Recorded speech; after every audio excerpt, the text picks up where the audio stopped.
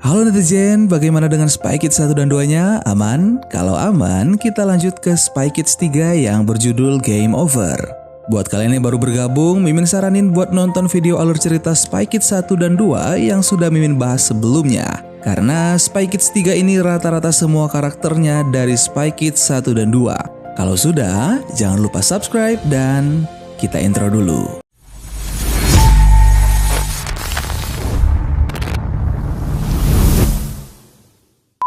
Film pun dimulai dengan menampilkan Juni yang mendatangi sebuah wahana rekreasi air yang terbengkalai. Saat ini Juni telah berhenti dari OSS dan sekarang dia bekerja menjadi seorang detektif swasta. Saat bertemu dengan kliennya, ternyata kliennya bertanya kenapa wahana di situ ditutup. Juni pun menjawab karena saat ini sedang musim dingin, jadi semua wahana air di situ tidak beroperasi lagi. Dan Juni mendapatkan bayarannya. Dari hasil bayarannya, sebagian ditabung Juni. Saat ini Juni hanya menyelesaikan misi yang sederhana, seperti menyelamatkan kucing di atas pohon dan menemukan mainan yang hilang. Setelah dikecewakan dari OSS, Juni pun keluar dan tidak akan kembali. Dari uang tabungan yang dia kumpulkan, akan dia gunakan untuk membeli sebuah game virtual reality yang lagi hits saat itu. Game itu bernama Game Over. Saat sedang mengantri, Juni terpikirkan sesuatu yang lebih penting dari bermain game, yaitu menolong orang dan memberikan sumbangan bagi yang lebih membutuhkan. Baru saja dia akan pergi, tiba-tiba terdengar kalau akan ada hadiah kejutan dari pembuat Game Over bagi yang dapat menyelesaikan level 5 di game itu. Hadiahnya yaitu uang yang sangat banyak, mainan, dan masih banyak lagi. Mendengar hal itu, Juni langsung menjadi tertarik kembali untuk membeli Game Over. Tapi baru saja dia keluar dari antrian di situ sudah sangat panjang. Dan film Spy Kids 3 Game Over pun dimulai. Keadaan Juni saat ini sangat jauh berbeda dibandingkan dia masih menjadi agen rahasia OSS. Juni pun pulang ke rumah sambil membawa sebuah kiriman dari Romero, seorang yang ahli dalam genetika. Bagi yang sudah nonton Spy Kids 2 pasti tahu. Di sini Juni mendapatkan 2 mini hiu. Ternyata juga Ralph, si robot milik Juni yang rusak di Spy Kids 2 kemarin sudah kembali diperbaiki. Di situ juga ada laba-laba gorila hadiah dari Romero di Spy Kids 2. Tiba-tiba Juni kedatangan tamu yaitu Gertie, agen rahasia OSS juga. Kedatangan Gertie untuk menanyakan kabar Juni dan keluarganya. Carmen, kakak Juni, sudah sangat lama tidak dilihat oleh Juni sejak misi terakhir yang dikerjakan Carmen. Gertie membujuk Juni untuk bergabung kembali dengan OSS karena OSS membutuhkan Juni. Tapi Juni menjawab bukan membutuhkannya, tapi OSS hanya akan memperalatnya saja. Gertie menasihati Juni untuk tidak terpaku dengan masa lalunya yang suram dengan OSS, melainkan berpikir kalau semua yang ada di OSS dan yang tak sengaja dia temui saat menyelesaikan misi adalah keluarga. Semuanya adalah keluarga. Saat Gertie pergi, tiba-tiba Juni mendapat telepon dari Presiden. Presiden mengatakan kalau OSS membutuhkan Juni, tapi Juni masih bersikeras untuk tidak bergabung. Juni juga mengatakan kalau dia sudah pensiun. Tapi bagi Presiden tidak ada kata pensiun. Sekali menjadi agen, maka selamanya akan tetap menjadi agen. Presiden mengatakan kalau Carmen saudaranya telah menghilang. Saat mendengar Carmen menghilang, Juni segera menuju gedung OSS.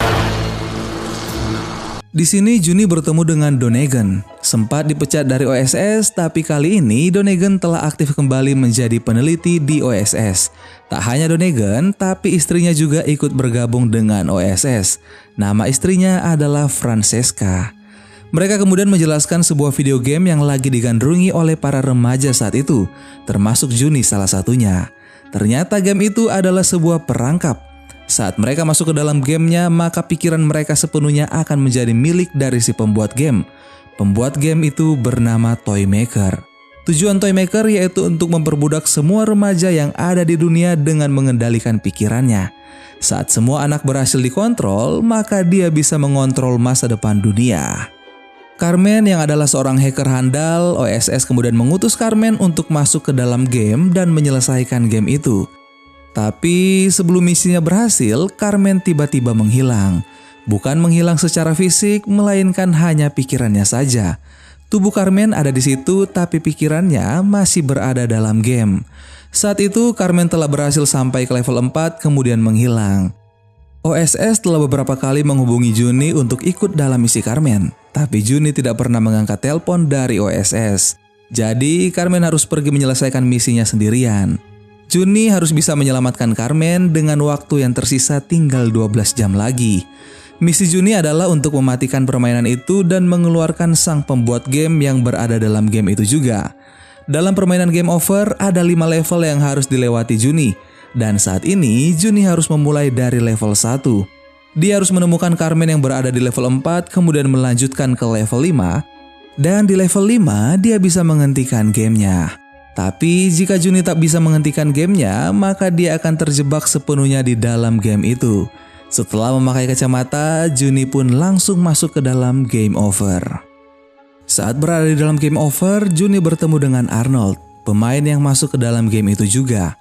Melihat Arnold yang pergi menggunakan katak lompat di situ, Juni pun mengikutinya.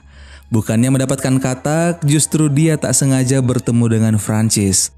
Francis membuat Juni masuk ke dalam lubang. Saat berada di dalam lubang, Juni tahu kalau dia memiliki nyawa yang terbatas dan juga waktunya yang berlalu sangat cepat. Juni terangkat keluar dari situ dan dia bertemu dengan Arnold dan Francis dan juga satu anak lainnya yang bernama Rez. Juni mengatakan kalau dia harus ke level 4 untuk menyelamatkan kakaknya dan juga menuju level 5 untuk menyelesaikan game dan mematikannya. Juni sempat bertanya apakah ada cheat atau jalan pintas yang bisa digunakan agar bisa dengan cepat mencapai level 5. Tapi mereka menjawab tidak ada. Dan cara satu-satunya yaitu dengan melewati setiap level. Karena level 2 ada di bulan, maka untuk mencapai ke situ Juni harus memukul monster target agar dia bisa memantul sampai ke bulan. Juni memukulnya dan dia terpental sampai ke bulan.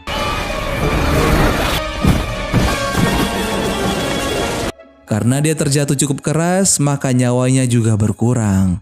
Juni mendapat pesan dari Francesca dan Donegan yaitu dia bisa membawa satu orang dari luar game untuk membantunya. Juni meminta agar bantuan itu datang dari keluarganya. Semua keluarga Cortez pun ditunjukkan dengan spesialis kemampuan masing-masing. Juni memilih kakeknya, walaupun mengalami cacat fisik, tapi kemampuan kakeknya yaitu memiliki kecerdasan super. Nama kakek Juni adalah Valentine. Juni menjelaskan kalau mereka ada di dunia game yang dibuat oleh Toymaker. Mendengar kata Toymaker, ternyata kakek Juni selama 30 tahun terus memburunya. Dulu mereka adalah sahabat dekat, tapi Toymaker berubah menjadi jahat. Karena Toymaker lah yang membuat kakek Juni menjadi cacat juga. Tiba-tiba muncul pil penambah kekuatan yaitu Mega Legs. Juni memberikan ke kakeknya dan itu adalah baju super yang bisa membuat kakeknya berjalan. Tidak hanya berjalan, tapi bisa melompat dengan sangat jauh. Di sini memperlihatkan Toymaker ternyata menyandra Carmen. Carmen tidak berada di level 4, melainkan bersama Toymaker. Berpindah ke Juni, Juni pun tiba di suatu tempat yang bernama Rebel Rockets. Terlihat banyak rongsokan besi di situ. Saat masuk, Juni dikira adalah kontestan baru. Ternyata tempat itu adalah tempat pertarungan robot. Juni dipakaikan baju tempur dan akan bertarung dengan petarung robot yang tak pernah terkalahkan yaitu Demetra.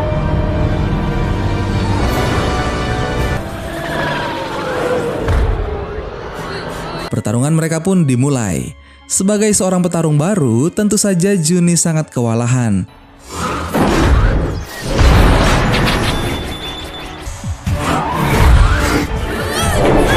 Saat ronde 3 dimulai, Juni sudah mulai mengerti untuk mengontrol robotnya. Setelah membuat Demetra pusing, hanya dengan satu sentuhan membuat dia terjatuh dan kalah. Walaupun menang, justru Juni kembali terpental.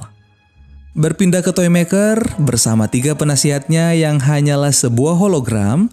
Dari tempatnya, Toymaker selalu mengawasi semua yang ada di game itu. Juni yang terpental akhirnya sampai di sebuah kota dan bertemu kembali dengan Rez, Francis, dan Arnold. Mereka berpikir kalau Juni adalah orang yang ada di poster Game Over. Bersama dengan Juni, maka mereka akan bisa memenangkan game itu. Res sedikit tidak percaya, tapi untuk membuktikan kalau Juni adalah orang yang ada di poster Game Over, maka mereka akan bermain Mega Race, sebuah balapan tercepat dan berbahaya yang ada di game itu. Tidak ada aturan dalam game ini, mereka bisa menggunakan berbagai cara agar bisa menang. 1, 2, 3, go! Baru saja pertandingan dimulai, Juni pun harus terjatuh. Tapi beruntungnya di sini ada kakeknya yang datang membantu. Juni kembali berada dalam pertandingan. Saat di lintasan terakhir, walaupun motornya harus rusak, tapi Juni berhasil menjadi juara di pertandingan itu. Akhirnya mereka percaya kalau Juni adalah orang yang ada di gambar Game Over. Demetra ternyata adalah salah satu peserta pertandingannya. Demetra juga percaya kalau Juni adalah orang yang ada di poster Game Over. Kali ini mereka akan bekerja sama untuk mencapai level 5. Arnold dengan kekuatannya, Francis dengan kepintarannya, Res dengan kekerenannya, dan Demetra dengan intuisinya. Mereka pun melanjutkan perjalanan mereka. Di tengah perjalanan mereka dihadang oleh programmers, si tukang pencari player yang curang saat bermain game itu. Kalau berhasil ditangkap oleh programmers, maka mereka akan kembali ke level 1 lagi. Ternyata programmers mengejar mereka karena Demetra membawa peta game yang dilarang untuk digunakan saat bermain.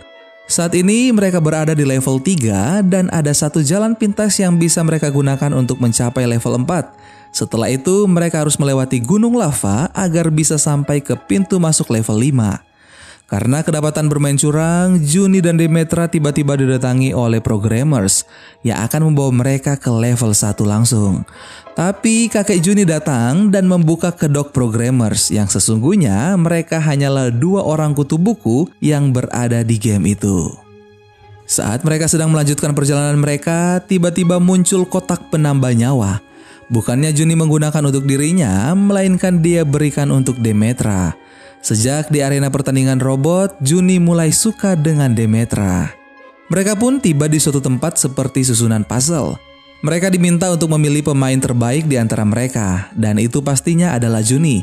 Mereka juga diminta pemain terkuat, dan itu adalah Arnold. Juni dan Arnold kemudian diberikan tongkat dan mereka akan menjadi musuh satu sama lain. Awalnya Juni dan Arnold tidak terima. Tapi harus ada yang menjadi pemenang agar bisa lanjut ke level 4, sedangkan yang kalah akan berhenti dan dievakuasi secara permanen dari game itu. Terjadilah pertarungan di antara mereka. Arnold berhasil membuat Juni terdesak, bahkan membuat nyawa Juni menghilang. Saat Arnold akan mengakhiri Juni, tiba-tiba tongkatnya tidak berfungsi dan Juni ditarik dari pertandingan itu. Demetra mengorbankan dirinya untuk menolong Juni. Demetra pun harus game over. Tiba-tiba kakek Juni datang dan mengatakan untuk tidak jatuh cinta dalam game. Berpindah ke Toymaker karena Juni dan yang lainnya sedang menuju ke level 4, maka Toymaker melepaskan kembali Carmen. Sampailah Juni dan yang lainnya ke level 4. Dan tentu saja Juni bertemu dengan Carmen. Untuk mencapai level 5, maka mereka harus melewati gunung lava dan masuk ke dalamnya. Karena di situ ada jalan masuk menuju level 5. Tapi sayangnya hal itu tidak mudah.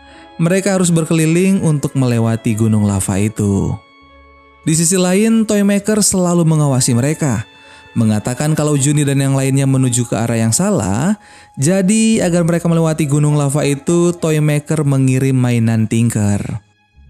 Tanah di situ mulai bergerak dan muncul Tinker dari dalam tanah. Mereka pun harus kembali menuju lava dan melompat masuk ke gunung lava sambil menggunakan batu yang dijadikan seperti papan seluncur.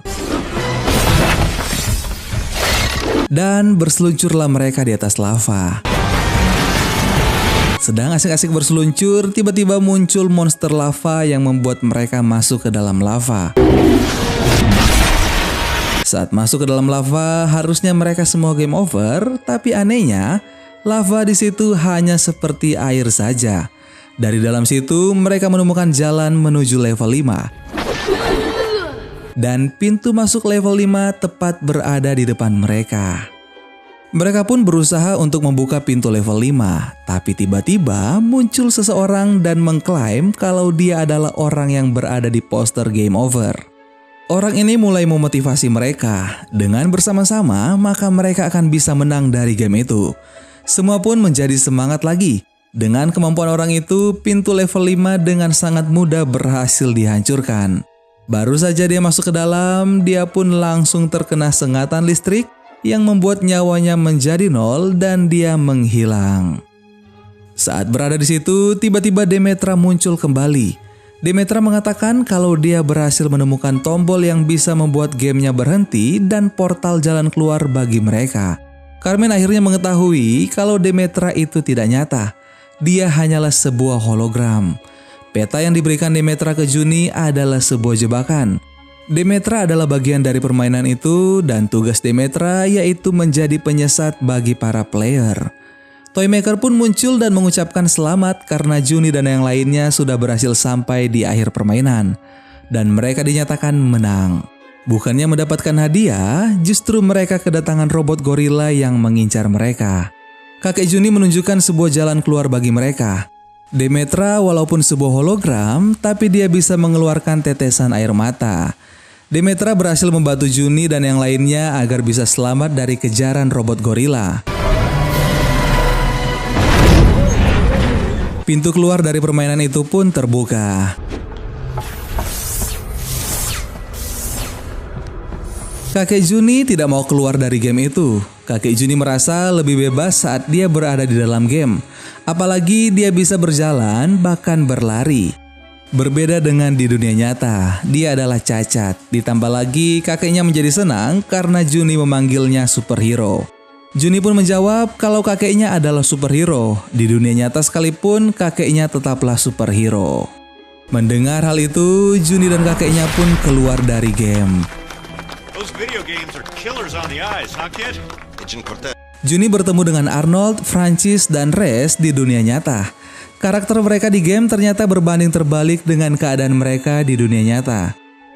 Francis yang di dunia nyata tidak sepintar di game. Arnold juga yang tidak sekuat seperti di game dan Rez yang tidak sekeren saat di dalam game. Mereka kaget saat mendengar Juni adalah seorang agen rahasia. Donegan dan Francesca masih bingung bagaimana mereka bisa berhasil keluar dari gamenya. Ternyata sebelum keluar dari game, kakek Juni sempat memencet sebuah tombol yang membuat Toymaker ikut keluar ke dunia nyata juga. Mereka mendapat telepon dari Toymaker. Selesai Toymaker menelpon, tiba-tiba terjadi gempa di tempat itu. Saat mereka keluar dan menggunakan kacamata gamenya, ternyata para robot gorila yang ada di game telah memasuki dunia nyata.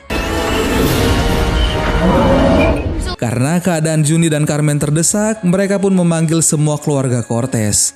Mulai dari ayah, ibu, nenek, dan paman mereka.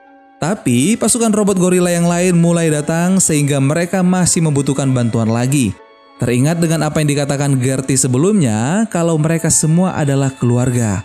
Juni pun memanggil bantuan dan datanglah Floop, Minion, dan pasukan robot anak buatan Minion sebelumnya di film Spy Kids 1. Dinky Wings dan Romero dari Spy Kids 2 juga datang ke situ. Saat Carmen dan Juni yang berhasil ditangkap, akhirnya datang juga Gary dan Gertie untuk membantu mereka. Saat hanya tersisa satu robot lagi, robot yang berbeda dari yang lainnya, ternyata harus ada seseorang yang masuk ke dalam dan mematikan robotnya secara manual. Dan Valentine lah yang masuk ke dalam robot itu. Saat di dalam, Valentine bertemu dengan Toymaker. Tidak terjadi perkelahian di antara mereka, tapi justru Valentine hanya mengatakan kalau dia merasa sedih ketika dia mengalami cacat. Dia tidak bisa lagi berjalan di tepi pantai bersama istrinya, bahkan tidak bisa melihat kelahiran cucu-cucunya. Tapi di balik semua hal yang terjadi dalam kehidupannya, ada sesuatu kebahagiaan yang dia dapatkan. Lagian setelah bertahun-tahun mencari keberadaan Toymaker, Valentine akhirnya bisa bertemu dengan dia hanya ingin mengatakan kalau dia telah memaafkan apa yang diperbuat Toymaker kepadanya. Toymaker merasa tersentuh mendengar hal itu. Bahkan dia berpikir mungkin hanya dalam mimpi saat dia bisa mendengar hal itu. Toymaker pun mematikan robotnya dan membuat robotnya menjadi hancur. Valentine dan Toymaker keluar dari situ. Tentu saja mereka sudah baikan. Donegan bertanya, siapa yang menang? Ini bukanlah siapa yang menang atau kalah, Tapi ini adalah bagaimana kamu memainkan permainan, jawab Valentine dan Toymaker. Mereka semua berkumpul dan kali ini mereka semua adalah keluarga. Dan film Spy Kids 3 pun selesai. Wow, ending yang mengejutkan, di mana semua karakter dari Spy Kids 1 sampai Spy Kids 2 berkumpul menjadi satu di Spy Kids 3, yaitu keluarga. Bagaimana netizen film kali ini dari Spy Kids 1 sampai Spy Kids 3, apakah cukup membuat kalian bernostalgia kembali? Kalau ada yang mau request film nostalgia lagi buat Mimin ceritain, silahkan komen di bawah ya. Sampai ketemu lagi bareng Mimin Ganteng di film-film selanjutnya, dan semoga Indonesia selalu diberikan kedamaian, karena kita semua adalah keluarga. Dadah!